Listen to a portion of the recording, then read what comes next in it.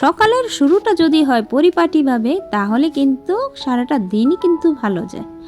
আমরা যারা রান্না বান্না ঘর গোছানোর কাজ করি আমরা কিন্তু সব সময়ই চাই অল্প সময়ে সব কিছু সুন্দরভাবে পরিপাটি করে রাখতে। আর সেই জন্যই কিন্তু সকাল সকাল সব কিছু যদি সুন্দরভাবে গুছিয়ে নেওয়া যায় আর রান্না বান্না যদি আগে থেকেই চিন্তা করে নেওয়া যায় কি রান্না করব, তাহলে কিন্তু কোনো কিছু করতে সময় লাগে না, ঝটপট করে ফেলে নেওয়া যায়। তো আজকে কি কি আয়োজনগুলো করব সেটা নিয়ে আজকে ব্লগটা সাজিয়েছি। আশা করি আপনাদের কাছে অনেক ভালো লাগবে। আসসালামু আলাইকুম বন্ধুরা, সাবিনা লাইফস্টাইল ব্লগে আপনাদের সবাইকে স্বাগতম জানাই। আশা করি আজকের ব্লগটা আপনাদের কাছে অনেক ভালো লাগবে, কারণ সকাল থেকেই শুরু করতে যাচ্ছি। আর পরিষ্কার পরিচ্ছন্ন কিন্তু ইমানের অঙ্গ, তাই আমরা সবসময় চেষ্টা করি একটু পরিষ্কার পরিচ্ছন্নতাটা রাখার। আর সকাল সকাল সেই জন্যই আমি আজকে কাজে পড়ে লেগেছি, কারণ কাজে লাগা মানেই হচ্ছে যত তাড়াতাড়ি সব কিছু গুছিয়ে সুন্দর করে রান্না বান্না করে নেওয়া যায়। কারণ আমরা কিন্তু সকালেই মেয়েরা কিন্তু সব কিছু গুছিয়ে নিতে পছন্দ করি, তাই আমি আজকে সকাল সকাল সব কিছুই করে নেওয়ার জন্য রেডি হয়ে গিয়েছি। আর এই প্রতিদিনের মতো কিন্তু পরিষ্কার করতেই হয়, কারণ প্রতিদিনই দেখা যায় ফার্নিচারে কিন্তু অনেক ধুলা পড়ে যায়, আর সেই ধুলোবালি তো পরিষ্কার করতেই হয়। জানি আমার মতো অনেকেই কিন্তু এরকম কর্মব্যস্ত জীবনে কিন্তু এসব নিয়ে এতটা ব্যস্ত থাকে যে আর কিছুই বলতে পারে না, কিন্তু তারপরও কিন্তু আমরা যারা ব্লগিং করি আমরা কিন্তু সবসময় চেষ্টা করি আমাদের ভিডিওতে সব কিছু তুলে ধরতে। আর যারাই আমার ভিডিওটা কন্টিনিউ করছেন সবার কাছে অনুরোধ থাকবে অবশ্যই একটা লাইক করে, এবং যারাই নতুন আসছেন অবশ্যই আমার চ্যানেলটা সাবস্ক্রাইব করে পাশেই থেকে যাবেন, যাতে আমি কোনো ভিডিও ছাড়ার পরবর্তী সময় আপনাদের কাছে নোটিফিকেশন গেলে আপনারা আমার ভিডিওটা সময় সুযোগ করে দেখে নিতে পারেন। আমরা কিন্তু সবাই কিন্তু দেখা যায় নিজের একটা কিছু না কিছু তৈরি করে একটা নিজের পরিচয় তৈরি করতে যাই অনলাইন প্ল্যাটফর্মে, আর সেখান থেকেই কিন্তু আমাদের ব্লগিংটা শুরু। আর আমি কিন্তু সবসময় চেষ্টা করি ঘরের টুকটাক কাজ দিয়ে কিন্তু আপনাদের মাঝে পরিবেশনা করতে। তো আজকে আমি সব কিছু আপনাদের সাথে শেয়ার করলাম, কিন্তু আমি সবসময় কিন্তু এগুলো শেয়ার করি না, কিন্তু আজকে মনে হলো যেন আজকে ঘর পরিষ্কার করা থেকেই শুরু করে নিব, কারণ সব সময় কিন্তু অন্য কাজ নিয়ে রান্না বান্না নিয়ে ব্যস্ত থাকি। আর বাচ্চাদের ঘর কিন্তু বলতে গেলে সব সময় দেখা যায় একটু এলোমেলোই থাকে, কারণ সব সময় গুছিয়ে রাখা সম্ভব হয় না। কারণ যাদের বাচ্চা আছে তারাই কিন্তু এই সমস্যাটা বোঝে, কারণ আমরা যারা চাইলেও কিন্তু গুছিয়ে পরিপাটি করে রাখা আমাদের পক্ষে সম্ভব হয় না। তারপরও যতটুকু চেষ্টা করার করি, তো বাকিটা তো ইতিহাস আর বলা লাগে না, কারণ সবাই জানে বাচ্চাদের ঘর একটু এলোমেলো থাকেই। তো এই জন্য বেডশিট একটা রুমে চেঞ্জ করে এসে আরেকটা রুমে চেঞ্জ করতেছি। আর সকাল সকাল যদি সব কামগুলো যদি গুছিয়ে নেওয়া যায় না, তাহলে মনে হয় যেন দিনে কাজ করে অনেকটাই শান্তি পাওয়া যায়। কারণ আমরা কাজগুলো যদি সহজে গুছিয়ে নিতে পারি তাহলে সব কাজই কিন্তু ভালো লাগে, দেখতেও ভালো লাগে, মনে অনেক শান্তি লাগে। তো এই যে আমার পরিপাটি গোছানো হয়ে গিয়েছে, ফাইনাল লুক। আসলে যখনই চেষ্টা করি যে সহজে কাজগুলো সেরে ফেলবো, কিন্তু সহজে কিন্তু কোনো কাজই সারতে পারি না, তারপরও যেন একটু একটু সময় লেগেই যায়। এখন আবার রান্না করতে চলে যাব, তবে কিছু কাজ ছিল হলরুমে সেটাই এখন করব। কারণ গোছানো যদি শুরু করি তাহলে দিন কোন দিক দিয়ে চলে যায় বলাই যায় না। কারণ আমরা যারা গৃহিণী আমরা যদি সকাল থেকে কাজ শুরু করি আমাদের সময়টা কখন চলে যায় বলা মুশকিল। তারপর গড়িতে দেখা যায় 12টা বেজে যায়, কারণ কাজ করতে করতে এতটা সময় পার হয়ে যায় একদম বোঝাই যায় না যে এতটা সময় পার করে ফেলেছি। আর সবগুলোই দেখা যায় একটু পরিষ্কার করতে হয়, কারণ ফুলের মধ্যেও দেখা যায় ধুলাবালি পড়ে থাকে।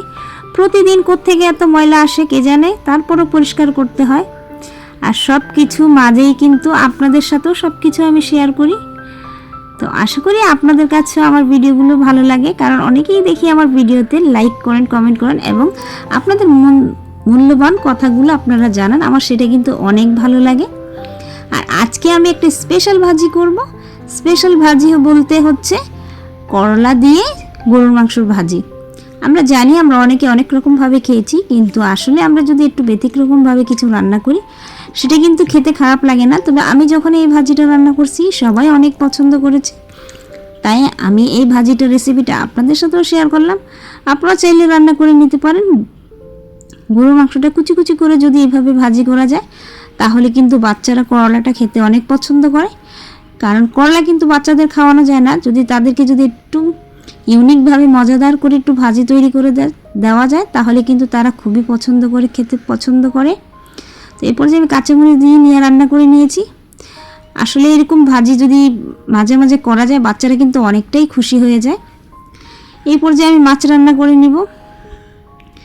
আসলে রান্না বান্নার ফাঁকি ফাঁকি কিন্তু অনেক কিছুই করতে হয়, আর সব কিছুই কিন্তু শেয়ার করলে ভিডিওটা দেখা যায় অনেক লং হয়ে যায়। আর লং ভিডিও কিন্তু এভাবে অনেকে দেখতে চায় না, তারপরও চেষ্টা করি ছোট ছোট ভিডিও করতে, তারপরও কেন জানি পুরোটা ভিডিও একটু লং হয়ে যায়। তো এই পর্যায়ে আমি আজকে চাল কুমড়া দিয়ে মাছ রান্না করব। আর সবজি দিয়ে মাছ রান্না করতে কিন্তু খুবই ভালো লাগে। তো আজকে আমি একটু তিন রকমের মাছ নিয়ে নিয়েছি। তো সেই মাছগুলো আজকে চাল কুমড়া দিয়ে রান্না করব। তো প্রথমে মাছগুলো তো ভেজে নিয়েছি, কারণ সবগুলো দেখালে দেখা যায় ভিডিওটা অনেকটাই বড় হয়ে যাবে। আর সব সময় কিন্তু চেষ্টা করি সহজ আর কম সময়ে যাতে মজাদার একটা খাবার রান্না করা যায়, এটাই কিন্তু আমার উদ্দেশ্য থাকে। তো এই পর্যায়ে আমি গুঁড়ো মশলাগুলো দিয়ে দিব।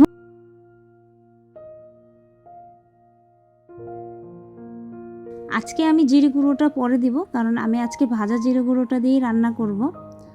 কারণ সব সময় কিন্তু আমি আগেই জিরে গুঁড়ো দিয়ে দিই, কিন্তু আজকে আমি একদম ভাজা জিরে গুঁড়ো দিয়ে লাস্টে পর্যায়ে রান্নাটা করে নিব। কারণ এখন আমি শুধু চাল কুমড়াটা কষিয়ে নিব। তো মশলাটা যখন একটু কষানো হয়ে যাবে এই পর্যায়ে আমি এই যে দেখুন কত সুন্দর তেল ছেড়ে দিয়েছে মশলাটা, এই পর্যায়ে আমি চাল কুমড়োগুলো দিয়ে দিব।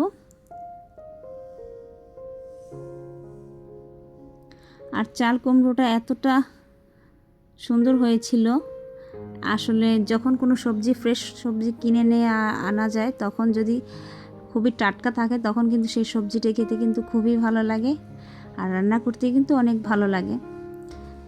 আর রান্নাটাও কিন্তু খুব দ্রুত হয়ে যায় যখন ফ্রেশ সবজিটা থাকে। এই পর্যায়ে একটু ঢেকে দেব। এই যে আমাদের রান্নাটা প্রায় হয়ে গিয়েছে। তো আমি কিন্তু অনেকটাই অফ ক্যামেরা রান্না করে নিয়েছিলাম, কারণ আজকে ঘর গোছাতে এতটা ব্যস্ত হয়ে গেছি, শর্ট টাইমে অনেক কিছুই করতে হবে, তাই ঝটপট রান্নাগুলো করে নিচ্ছিলাম। তো এই পর্যায়ে আমি জিরের গুঁড়ো দিয়ে দিব, ভাজা জিরের গুঁড়ো। আসলে যখন কোনো সবজিতে পানসে সবজিতে যদি কোনো ভাজা জিরের গুঁড়োটা পরে দেওয়া হয় সেই সবজিটা খেতে কিন্তু অনেক ভালো লাগে। কারণ আমরা কিছু কিছু সবজি কিন্তু একটু অন্যভাবে রান্না করলেই ভালো লাগে, যেমন কাঁচা পেঁপে, লাউ কিংবা জালি কুমড়ো, এগুলো দিয়ে কিন্তু মাছ রান্না করলে দেখা যায় সেটা কিন্তু ভাজা জিরের গুঁড়ো দিলে কিন্তু অনেক ভালো লাগে। এই জন্য আজকে আমি লাস্ট পর্যায়ে এগুলো দিয়ে দিলাম। আর এই পর্যায়ে আমি ধনেপাতা দিয়ে দিব। আমার রান্না হয়ে গিয়েছে। আশা করি আপনাদের কাছে আমার রেসিপিগুলো ভালোই লাগবে। যারা এতক্ষণ ধৈর্য ধরে আমার ভিডিওটা দেখেছেন তাদেরকে অসংখ্য ধন্যবাদ। আর যারা এখন পর্যন্ত আমার চ্যানেলটা সাবস্ক্রাইব করেনি এবং লাইক করেনি, অবশ্যই লাইক এবং সাবস্ক্রাইব করে পাশেই থেকে যাবেন।